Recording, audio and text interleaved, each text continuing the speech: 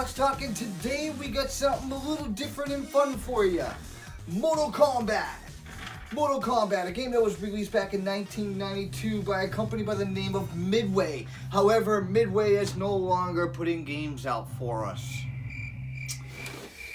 From the blood, the guts, the bones, the punch, the kicks, the brutal attacks with the combos, and to finish it all off with a fatality, Midway, you outdid yourself. For all of us glorified blood, guts, fighting fans out there, most of us boys, we appreciated this when it first came out. I personally couldn't wait to get out of school, run home, get those codes from my friends, get to my friend's house, trade the codes, do the finishing moves, do the special moves, pull them off on each other. However, waiting your turn was a big thing back then. So in this game, Mortal Kombat 1 is the one we're going to be discussing today. You started off with your Subzero. He was your blue ninja. He had all the freeze abilities. Cool character. He could do the slide. He had where he can leave a ice ball and you jump into it, he freezes you. So bunch of cool abilities for that guy. Then you had Scorpion. He was the yellow ninja. He had the power of fire abilities. Pretty neat. Also teleport abilities. And he had this thing, it was a harpoon, had this epic sound. You'll remember it. Get over here! And then you had Johnny Cage. He was pretty cool. Now, he was your Hollywood hotshot actor, showboat guy, you know. But he did have the memorial ball punch, you know, the one where he did the split. And yeah. Then, of course, you had your mercenary, the Russian mercenary, Kano. However, I think he came from the future. He had a cyborg eye with a mechanical face going on. So I think something about him coming from the future. Then you had Sonya. She was the American militant fighter. And she was always chasing Kano around. So that'll be another story we can get into another time. Then you had Liu Kang. He was the pinnacle of Mortal Kombat. Mortal Kombat story was basically wrapped around Liu Kang. Liu Kang was probably one of my favorites only because it was based around the character of Bruce Lee. He was like the Bruce Lee of Mortal Kombat. So with that all being said, you guys, why don't we get right into it and I'll show you some gameplay. Check this out. Goro. Boy, I remember him first release. Now this is going to be played on the Super Nintendo console. This was released for both consoles, the Super Nintendo and Sega Genesis. Sega Genesis was a little bit more graphic than the Super Nintendo. Super Nintendo was a little bit more kid-friendly. You know, Nintendo still doing it. So there's a couple of finishing moves that are a little bit altered differently. There's no blood in the Super Nintendo, just to make it a little bit more child-friendly, like I said. So today, we're going to jump in and get right to it, and I'll show you guys some stuff. We'll use the good old classic Scorpion today.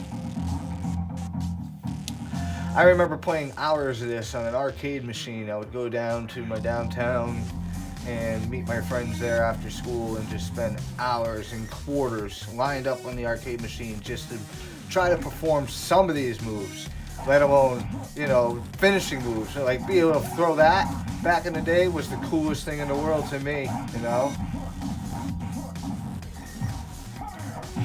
Beautiful.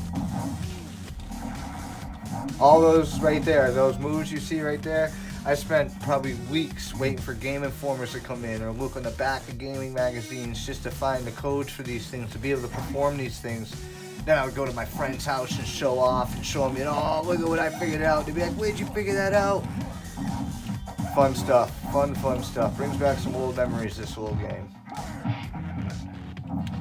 And a franchise to this, which we will go through all of them. Oh, I missed out on that fatal finishing move. Bummer. There's a rookie move. As I was saying, we will be going through the multiple games of this. There is 2, 3, a bunch of franchise of this. There's umpteen that I can go off the list with. But again, that'll be another segment. We'll go through the history of Mortal Kombat and what they've released in the time. Today I just kind of wanted to give you guys the basic gameplay, a couple of special moves being done, you know, maybe a finishing move if I can pull it off, and just to give you guys a general quick history of Mortal Kombat and my perspective and how I grew up with it. I love the game. It's never been really a letdown for myself. always a great pastime, especially trying to kick your friend's butt, and your butt being kicked by friends. Then you kind of root them on at the end because you both want to see a finishing move, you know? Here we go. Ooh! There you go, guys. There's an original finishing move done on a Super Nintendo by Scorpion. See, not much detail to it. They kept it really friendly, like I said. Now, on Sega Genesis, that would have like torched up and turned to ash and fell apart. The guy would have screamed more. It would have been a little bit more dramatic. So there is significant differences in between the two consoles when it comes to the finishing moves on this. Ooh, there's Subzero hitting me with that freeze. Yeah. Come here.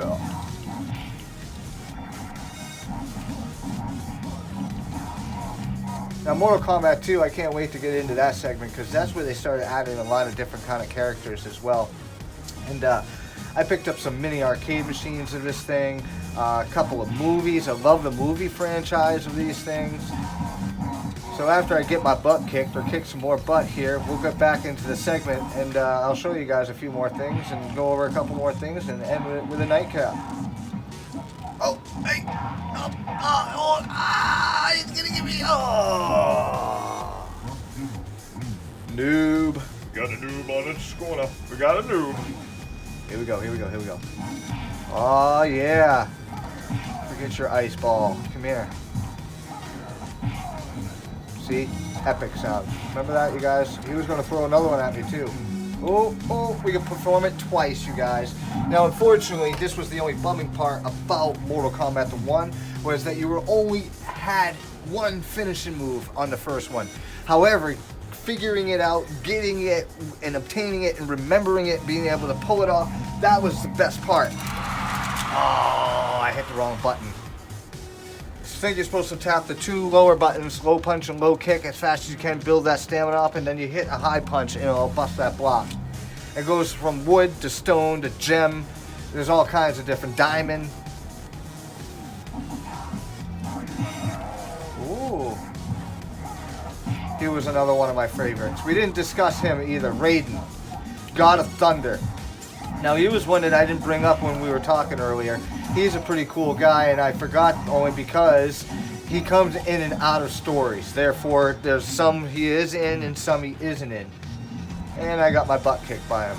I got lost in the train of thought with the discussion with you guys. My own fault. Oh, yeah, we'll do another one. You guys want to do another one? Let's try somebody else. See if we can perform another finishing move with somebody else.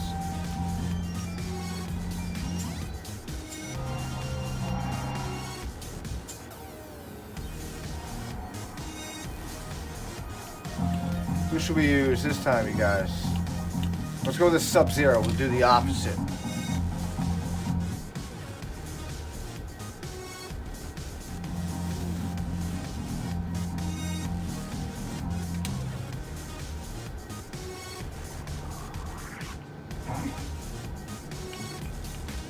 Oh yeah, I still got it. I forgot all about that. I know there's a slide you can do too. Let's see if I can remember that one. There it is. So to perform the slide was pretty funky because you had to push 3 different buttons, plus back, and a block button to actually pull it off. So it was kind of confusing and difficult at the same time. But once you got it and learned how to hold your fingers when you grabbed it, easier on the arcade machine. It wasn't that bad.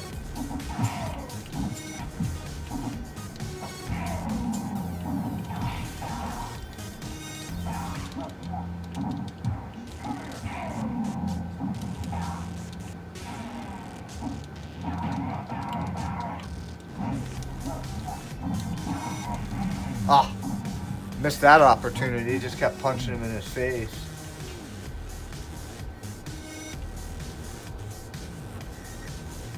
Now notice how I said there was a blue ninja and the yellow ninja in our discussion. They do turn out to be different types of ninjas, a little bit more bionicle and stuff the further you get into the game, or the movie, the franchise. They change out. They end up being friends. They end up being foes. So the storyline does twist and turn with it. It's hard to keep up with where their standpoint is. However, I look at it like it's Mortal Kombat, so we're just always kicking each other's ass. Oh, you little. Oh! I'll get you! Come on. Oh, I did it again! Every time! That sound you hear is me just letting go of the arcade controller. I got a pre-built arcade machine, which is what we're doing the video with right here. It's got a joypad built into it with the Super Nintendo console. I'm going to get the Sega Genesis console as well hooked up to it. And you can just go back and forth, and it's all rigged up to a podium. Well, I'll do a tutorial on that too, of how I built that and created that. That'll be a pretty cool little segment. I know. Spamming with the sweeps. I said, we better get rid of this guy. He don't know what he's doing. But he said that he knows how to fight. Yeah, I want to lose it again. I want to pull off one finishing move. Here we go. Aww. I believe it's 4 down forward is the finishing move.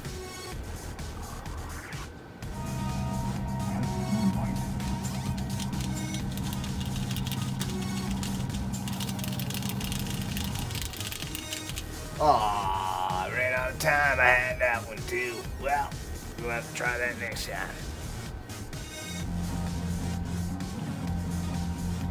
But Purpose, I don't know what to do. You gotta freeze him. You gotta freeze him. To get that, you gotta freeze him. If you don't freeze, oh, hey, stop throwing those great. Ow!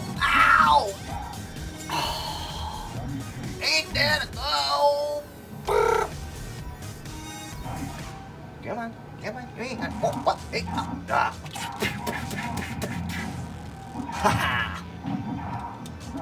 What? Come on. What are those green boomerangs? They're like boogers. Stop throwing your boogers at me, you booger bro. Bull! That is bull! Dude, I just totally got whooped, you guys. Whoop! Got my butt kicked there. I don't know about you guys, but Mortal Kombat is something else. That is a game that I love, and I'll just keep playing no matter what. Even if I got my butt kicked or if I won, just trying to pull the finishing moves off or trying to get that finishing touch and be able to win and pull off these secret little maneuvers. And it's just fun stuff, man. Fun stuff. So listen, while I got you guys back here real quick, I wanted to share with you guys this Mortal Kombat little mini arcade machine that I got. I found this out while nostalgia shopping, and I love little trinkets and toys and treasures. And this piece, I have to say, is super cool. Even though we do have it on the console, I find my kids whipping it out of the box a lot and trying to play with it. And the graphics are great on the small screen it is. The controllers and the buttons are really responsive. So it is a playable, workable, very fun machine. I just like to not have it be played too much because I don't want it to get ruined. Yes, I'm one of them guys. You can play with it, just don't beat on it type guys, you know. Great toy. Just wanted to run that by you guys while we're doing this Mortal Kombat segment that I enjoy playing on this little thing. So if you ever see these while you're out, grab one because they're not easy to come by. And we were talking movies, so I wanted to go over the Mortal Kombat and Mortal Kombat Annihilation. These two movies, these is what I grew up with. Now, I'm a 90s kid, so growing up with movies like this, you totally appreciate. With everything being green screen nowadays and CGI'd, this took a lot of work, a lot of creativity, and a lot of you guys are out there like, oh, that movie's cheesy, and it is cheesy. But you know what? I think maybe we need cheesy in our lives nowadays, you know. This took cheese, but it took real acting, it took real skill, it took real background building and creativity, and you didn't have a green screen, we could just fill it all in. But anyways, I wanted to just talk about it. This has got Liu Kang's story where Mortal Kombat is based around him and how he gets involved with going to the temple of being able to fight with Mortal Kombat and meeting everybody. And then the second story, it's got a few more characters like Reptile. I won't give everybody away, but they do interlock with each other. You have Katana, you get a little couple of her. And so I don't want to give too much away, but I do want to say watch them both if you've never seen them. Great movies, great fallbacks. And they do bring that nostalgia feeling and cheese, as you guys may say, but I love it. This is a little bit newer We got this released back in, it looks like it says 2000, maybe 2001. And this one, yeah, 2011, excuse me. So really newer. Released a lot newer than this. And I won't lie, I didn't watch a lot of this. I watched a little bit. The acting wasn't all that great. The action scenes weren't really captive.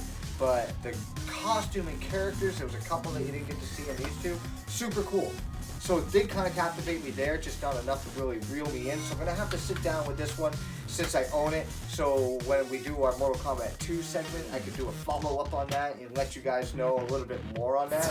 But I do know that it did have a couple of scenes that were pretty cool, but it just wasn't quite captivating from the beginning. And I'm one of those, I need to be pulled right in instantly, you know. So great movies to have, though. You know, it's great to have these collected. Great franchise. Mortal Kombat, Midway, you are unbelievable for what you've given us. Thanks for sticking around with Toy Box Talk, guys. Watching get a bit of gameplay and me getting my butt whooped. And we'll catch you next time with Mortal Kombat 2. All right, stick around for the segment. Thanks, guys. Oh, and before I go, that's right. This is kind of new to me, so you got to bear with me. If you like everything that you please hit the like up there. And if you want to share everything that you just saw, hit the button right there. And of course, please subscribe. Button down there. And don't forget your notifications. Take care, guys. Later.